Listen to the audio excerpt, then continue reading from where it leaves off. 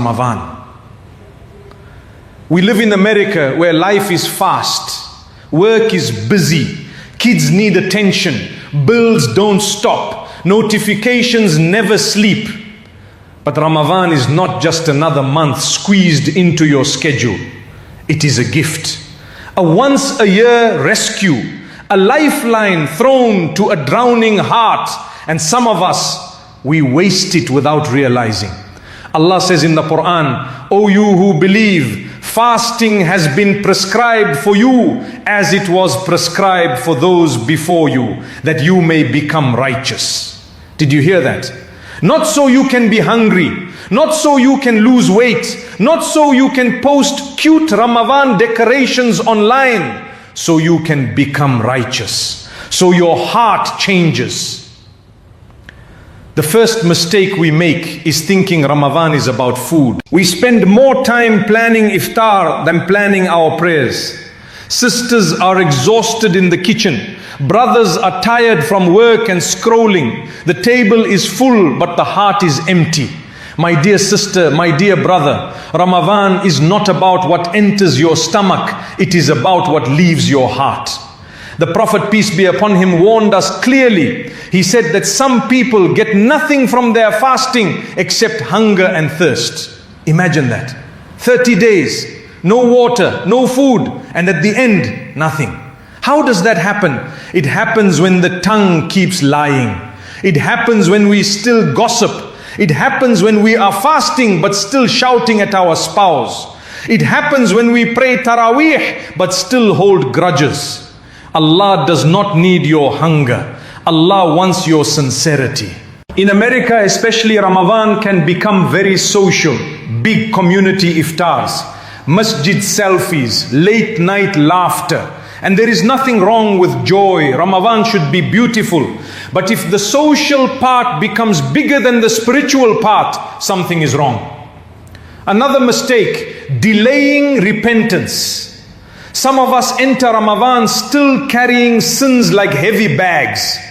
We say, I'll fix it later. I'll change next week. It's not that serious. But Ramadan is the month of forgiveness. The Prophet, peace be upon him, said that whoever fasts Ramadan with faith and hoping for reward, their previous sins will be forgiven. Look at the mercy in that. Years of mistakes washed, but only if you come with faith. Only if you come wanting change. My sister who feels guilty about her past, my brother who feels too far from Allah, Ramadan is not for perfect people, it is for people who are trying. Do not let shaitan trick you into thinking you are too sinful to be forgiven. That is a lie. Allah says, "O my servants who have transgressed against themselves, do not despair of the mercy of Allah. Indeed, Allah forgives all sins." All sins. But here is another mistake. We focus on small acts and ignore the big obligations. We decorate our homes beautifully, but we delay salah. We post reminders online, but we don't read Quran ourselves. We give charity publicly, but we are harsh privately.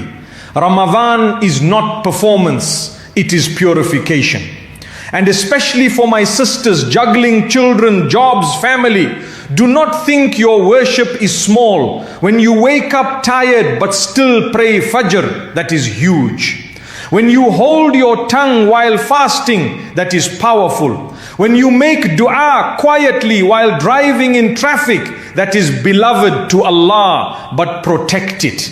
Protect your fast from anger. Protect your prayer from laziness. Protect your charity from showing off. Because worship can be built slowly and destroyed quickly.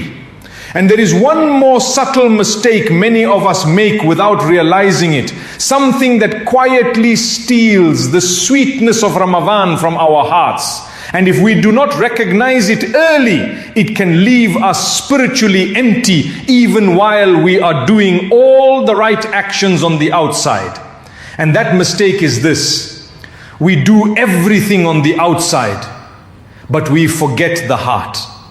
We pray, we fast, we attend the masjid, we read Quran, but inside there is no softness, no tears, no trembling. Ramadan is not meant to change your schedule only. It is meant to shake your heart awake. Let me ask you something gently. When was the last time you made dua and felt it? Not rushed, not distracted, not half checking your phone. When was the last time you stood in prayer and actually spoke to Allah as if He was listening? Because He is. Sometimes in America, life trains us to be strong on the outside, independent, busy, efficient. We handle everything, we carry everyone. But Ramadan is where you put everything down. You don't have to be strong in front of Allah. You can be weak, you can cry, you can whisper, Ya Allah, I'm tired. And that softness, that is worship. Another quiet mistake, we compare. We see someone finishing the Quran 3 times, someone else praying all night, someone posting their perfect Ramadan routine, and we feel small. Listen carefully. Allah is not comparing you to anyone. He is looking at you, your struggle, your effort, your sincerity. The mother who reads 1 page with focus while her baby is sleeping may be higher in reward than someone who reads a whole juz without presence. The brother who fights his temper at work while fasting may be doing more jihad within himself than anyone sees. Ramadan is personal. It is between you and your Lord. And there is something else that quietly steals reward: arguing. Especially online. Especially during Ramadan. We fast all day and then we go online and fight strangers in comment sections. Is this why we were hungry? The Prophet, peace be upon him, taught us that if someone insults you while you are fasting, you say, I am fasting. Not to them only, to yourself as a reminder, I am fasting. I will not lower myself. Protect your dignity. Protect your peace. Protect your tongue. And please forgive. Do not let Ramadan pass while you are still holding on to that old pain, that friend who hurt you, that family member who disappointed you, that spouse who said something harsh. You are asking Allah to forgive you every night. Can you not forgive His servants? Forgiveness does not mean what they did was okay. It means your heart is more valuable than your pride. Let Ramadan clean you, not just from food, from bitterness, from jealousy, from showing off, from hard feelings. Because when Eid comes, you don't want just new clothes, you want a new heart. And there is one more thing that is very dangerous, very subtle, especially for those who start Ramadan strong, but slowly begin to lose their focus as the days go by. And if we are not careful, it can quietly turn this beautiful month into just another routine that passes without leaving a mark on our soul. And that danger is this. We start strong, first night of Taraweeh, the masjid is full, the heart is excited, we make big promises, this Ramadan will be different. But then, day 7 comes, work feels heavier, sleep feels shorter, the Quran feels harder to focus on, and slowly the fire becomes small. My dear sister, my dear brother, Ramadan is not a sprint, it is a journey. And Shaitan knows something very well. If he cannot stop you at the beginning, he will try to tire you in the middle. He whispers, you've already done enough. He says, miss one night, it's okay. He says, you can make it up later. Later is dangerous. Later becomes never. I once knew an elderly uncle, very simple man, worked with his hands his whole life. One Ramadan, he told his son, I feel different this year. I don't know if I will see another. He didn't say it with fear. He said it calmly. He prayed like a man who was about to leave. He gave charity quietly. He forgave people he hadn't spoken to in years. And after Eid, he returned to Allah. No one knew that Ramadan was his farewell. but he treated it like it was. That is the intensity we need, not panic, but awareness. You are not promised another Ramadan. The friend you broke fast with last year, where are they now? The neighbor who prayed beside you, are they still here? Life is fragile. And Ramadan is a gift not everyone receives again. Do not let the middle of the month become lazy. These middle days are precious. They are the bridge between your strong beginning and your powerful ending. And listen carefully. Do not measure your Ramadan only by how much you do. Measure it by how much you change. Are you softer with your children? Are you kinder to your spouse? Are you more patient in traffic? Are you guarding your eyes? Because worship that does not change behavior is incomplete. Allah is not looking for performance. He is looking for transformation. And as the days pass, increase your dua. Talk to Allah like you need Him, because you do. In sujood, stay a little longer. After iftar, raise your hands. In the last third of the night, even if it's just 2 minutes, whisper your fears. Say, Ya Allah, do not let me waste this month. Say, Ya Allah, accept from me even though I am weak. Say, Ya Allah, bring my heart closer to you than it has ever been. Feel that urgency, but also feel hope. Because your Lord is more generous than you can imagine. He sees the tear you hide. He sees the effort no one claps for. He sees the struggle inside your chest, and He is closer to you than you think.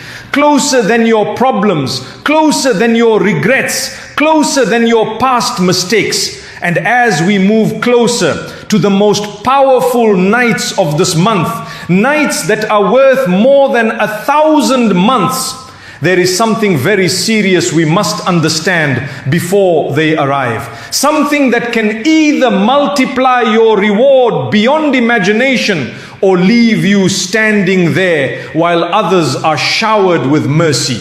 And that serious thing is this: do not enter the last nights with a hard heart. The last 10 nights are not normal nights. They are heavy. They are priceless. One night in them is better than 1,000 months. More than 80 years of worship. You and I may not even live 80 more years. And Allah is offering you the reward of a lifetime in a single night. But here is what breaks my heart. Some of us will enter those nights distracted, tired, still holding grudges, still delaying repentance, still saying, I'll fix myself after Ramadan. After Ramadan? Who promised you after? My sister, if there is someone you need to forgive, forgive them now. Do not carry that weight into the last nights.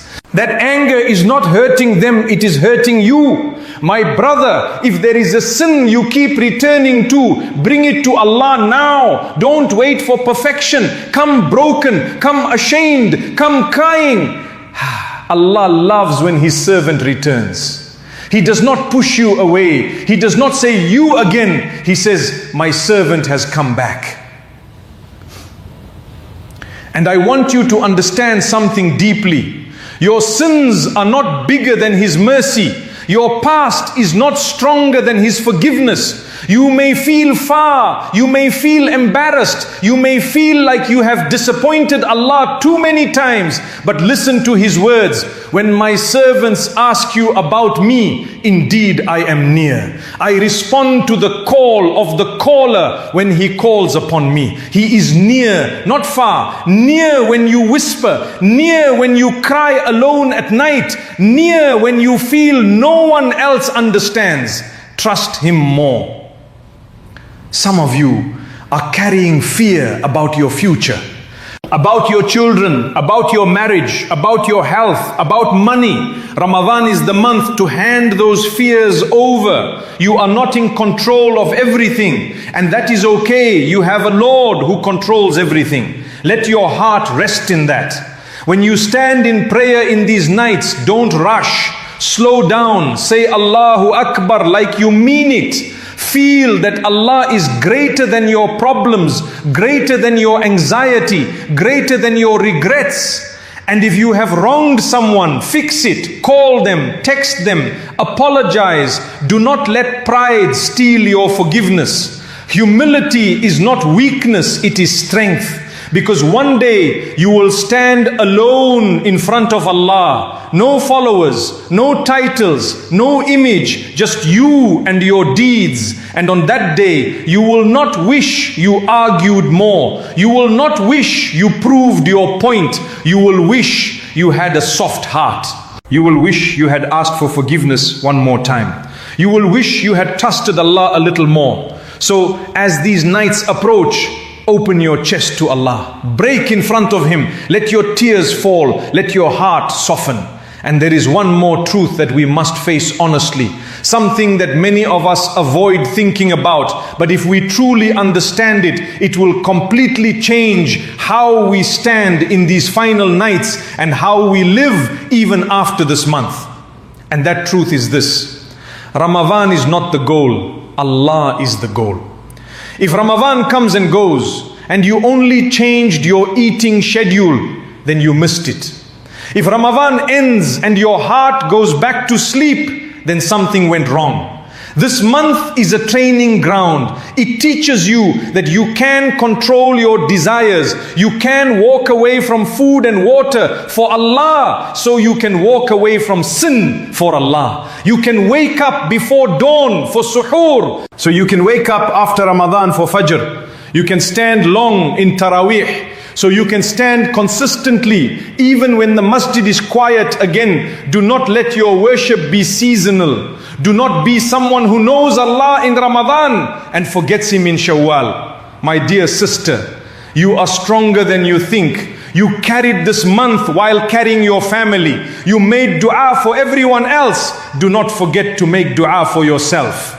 Ask Allah to keep your heart firm. My dear brother, you fought your temptations quietly. You struggled with your ego. Keep fighting. This is not the end of the journey. This is the beginning of a new one. And listen carefully. If you stumbled this Ramadan, if you missed nights, if you feel like you could have done more, do not let regret turn into despair. Let it turn into action.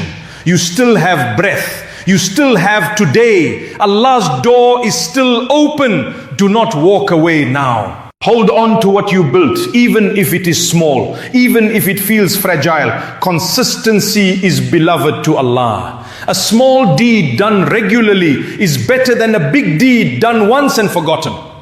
So choose one thing, one habit, one act of worship, and protect it after Ramadan like you protect your most valuable possession. Guard your prayers, guard your tongue, guard your heart, and always remember, the one who invited you to fast is the same one who will call you back to Him one day. When that day comes, you will not wish for more money. You will not wish for more followers. You will wish for accepted deeds. You will wish for a heart that knew its Lord. So walk toward Him, even if your steps are small, even if your pace is slow. Walk toward Him with sincerity, with humility, with hope. And as you leave this Ramadan, leave it lighter. Leave it forgiven. Leave it closer to the one who created you, who sustains you, who loves when you turn back to Him. May Allah accept from you. May He forgive you. May He write your name among those freed from the fire. And may this Ramadan not be just a memory, but a turning point that changes the rest of your life forever.